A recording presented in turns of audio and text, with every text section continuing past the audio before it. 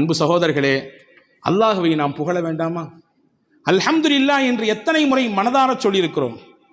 அன்பு சகோதரர்களே, புகழ்ந்தால் என்ன கிடைக்கும்? நீங்கள் என்ன எதிர்பார்க்கிறீர்களோ அதை விட பன்மடங்காக கிடைக்கும். இன்னைக்கு நிறைய இருக்கணும்னு ஆசைப்படுறோம். என்னுடைய பொருளாதாரம் நல்ல பரக்கத்தாக இருக்கணும், என் குடும்பம் பரக்கத்தாக இருக்கணும், நான் கை வைக்கிற இடம் எல்லாமே பரக்கத்தாக இருக்கணும், நான் ஆரம்பிச்சிருக்கக்கூடிய தொழில் ஓஹோன்னு போகணும், எல்லாரும் ஆசைப்படுறோம். தப்பு ஒன்றும் கிடையாது. நியாயமாக இருந்தால் வரவேற்க வேண்டியது. நல்லா இருக்கணும், நல்ல உடை உடுத்தணும், நல்லா சம்பாதிக்கணும், நல்ல குடும்பத்துக்கு செலவழிக்கணும், நல்ல எண்ணம். சொல்ல போனால் மூமியின் எண்ணம் அப்படி தான் இருக்கணும். ஆனால் வச்சுக்கோங்க, அது பேருக்கும் பெருமைக்கும் ஊர் போற்றுவதற்கும் ஓஹோ என்று இவர் வாழுகிறார் என்ற பேச்சுக்கும் இருக்குமையானால் அதுதான் கேள்விக்குறியானது. அப்போ நமக்கு கிடைக்கிறது அதிகமாக கிடைக்கணும். என்ன செய்யணும்? சிம்பிள். அல்லாஹ் என்ன உங்களுக்கு கொடுத்துருக்கானோ அந்த அல்லாவை நீங்கள் புகழுங்க. அல்லாஹ் கூட்டி தருவான் உங்களுக்கு. ஒன்று கிடைச்சாலும் அல்லாவிற்கு நீங்கள் புகழ் மாலை செலுத்துங்கள். அல்லாஹ் அந்த ஒன்றை 10ஆக மாற்றி தருவான். இது நான் சொல்லவில்லை, குர்ஆன் சொல்லுகிறது. லஇன் ஷகர்தும் லஅஸீதன்னகும், உங்களுக்கு இறைவன் கொடுத்த அருளுக்கு நீங்கள் நன்றியோடு புகழ்ந்தால் நான் உங்களுக்கு கொடுத்ததை இன்னும் கூட்டிக் கொண்டே இருப்பேன். மல்டிப்ளிகேஷன் போட்டே இருப்பான். 1 3 6 6 12 12 24 இப்படி போய்கிட்டே இருங்க. ஹஜ்ரத் இமாம் முஸ்னத் அஹமதிலே ஒரு செய்தி வந்திருக்கிறது. முஹம்மது ஸல்லல்லாஹு அலைஹி வஸல்லம் ஒரு நாள் பள்ளிவாசலுக்கு வெளியிலே நிற்கிறார்கள். ஒரு மனிதர் வருகிறார். ரசூலுல்லாஹ் கையில் ஒரே ஒரு பேரித்தம் துண்டு இருந்துச்சு, ஒரே ஒரு பேரித்தம் பழம். அவர் கையில் ரசூலுல்லாஹ் கொடுத்தாங்க. வாங்கினவர் பார்த்துட்டு, இந்த ஒரு பேரிச்சம்பழம் ஏன் காவயிருக்கு பத்துமா? என் நாக்கு கூட ஒட்ட முடியாத, இது எப்படி யார் ரசூலுல்லாஹ் கையில் கொடுத்துட்டு போயிட்டார். ரசூலுல்லாஹ் சிரிச்சாங்க. கொஞ்ச நேரம் கழிச்சு அதே வழியில் இன்னொருத்தர் வந்தார். அவர் கையில் அந்த ஒரு பழத்தை கொடுத்தாங்க. அவர் சொன்னார், அல்ஹம்துலில்லாஹ், யார் கையால் இந்த பழம் எனக்கு கிடைக்கப்பட்டிருக்கிறது? உலகத்தின் அதிபதியாம் அல்லாஹுவின் இறை தூதராச்சே, அவர்கள் கையால் அல்லாஹ் எனக்கு ஒரு பழம் தந்திருக்கிறானே, அல்லாவே உனக்கே எல்லா புகழும். ரசூலுல்லாஹ் சிரிச்சாங்க. சிரிச்சிட்டு பக்கத்துல இருந்து ஒருத்தரை கூப்பிட்டு சொன்னாங்க, உம்மு சலமா, தன்னுடைய துணைவியார் உம்மு சலமா அம்மாட்ட 40 திர்ஹம் தங்க காசு இருக்கு, வாங்கிட்டு வாங்கன்னாங்க. அவர் ஓடி போய் வாங்கிட்டு வந்தார். அதை அவர் கையில் கொடுத்து, அல்லாஹ் உனக்கு பரக்கத் செய்வான், போயிட்டு வாங்க ரசூலுல்லாஹ். அன்பர்களே, ஒரு செய்தி தான், 2 தகவல் இருக்கிறது. முதலானவர் கிடைத்தது ஒன்று, இதை வைத்து என்ன செய்வது என்று யோசித்தார். உள்ளதும் போச்சு, நொல்லை கண்ணா போச்சு. 2ஆம் நபர் கிடைத்தது ஒன்றுதான், ஆனால் கொடுத்தது யார்? அல்லாஹ். யார் வழியாக தந்தான்? அல்லாஹ். அல்லாஹ்வின் தூதர் வழியாக தந்தான். நன்றி சொன்னார், அல்லாஹ்வை புகழ்ந்தார். உடனே அல்லாஹ் கொடுத்தான் 40 தங்க காசு. எது இருக்கிறதோ அதை ஏற்றுக்கொள்ள வேண்டும், குறைபட்டு கொள்ளக்கூடாது. அல்லாஹ் தருவான் என்று நம்பி அவனை புகழ வேண்டும். இருந்தால் அல்லாஹ் மனமான வாழ்க்கையை, இரட்டிப்பான வாழ்க்கையை அல்லாஹ் திருப்பி தருவான். புகழ வேண்டும் என்ற எண்ணம் நமக்கு வர வேண்டும். அல்லாஹ் என்னெல்லாமோ தந்திருக்கிறான். பொதுவாகவே மனிதனுடைய இயற்கை என்ன தெரியுமா? இருக்கிறத வச்சு திருப்திப்படவே மாட்டான்.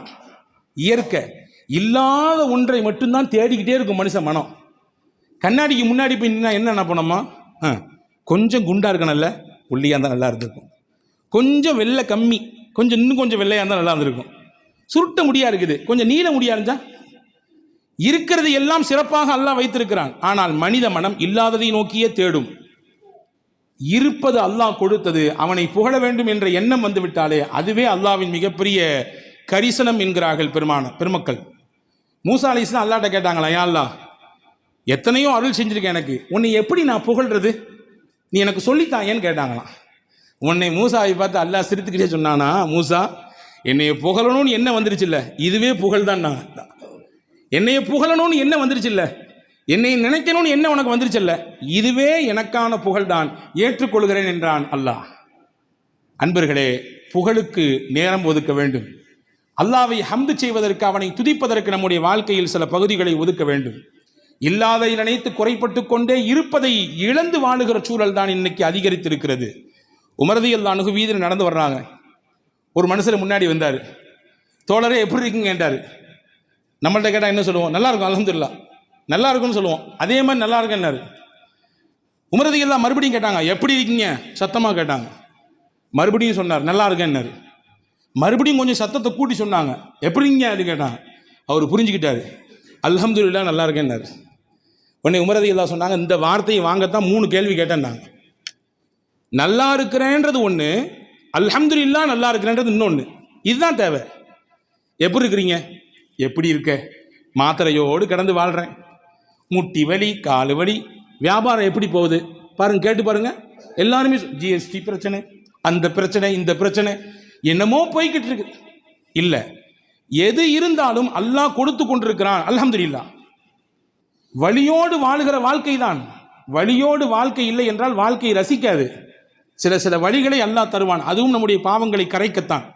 வலியோடு உண்டான வாழ்க்கை தான், இருந்தாலும் அல்லாஹ் நல்லா வச்சிருக்கான் அல்ஹம்துலில்லாஹ் என்று சொன்னால் அந்த வார்த்தையினுடைய பரக்கத்தை கொண்டே அல்லாஹ் நம்மை நல்லா வைத்து விடுவான்.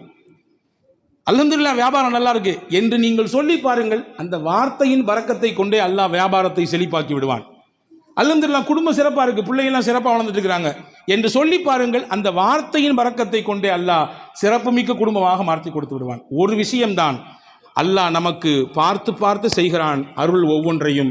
அந்த அருளுக்கெல்லாம் நன்றியுள்ளவர்களாக நாம் இருக்க வேண்டும் என்று விருப்பப்படுகிறான். நன்றியின் வெளிப்பாடு உங்கள் நாவிலிருந்து அல்ஹம்துலில்லாஹ் என்று வர வேண்டும் என்று ஆசைப்படுகிறான். எனவேதான் பெருமானார் சொன்னார்கள், துவாக்களில் சிறந்தது எது தெரியுமா? அல்ஹம்துலில்லாஹ் என்று சொல்லுவதுதான். இதை விட பெரிய துவாவே இல்லைன்னு நாங்கள் சொல்லுவோம்.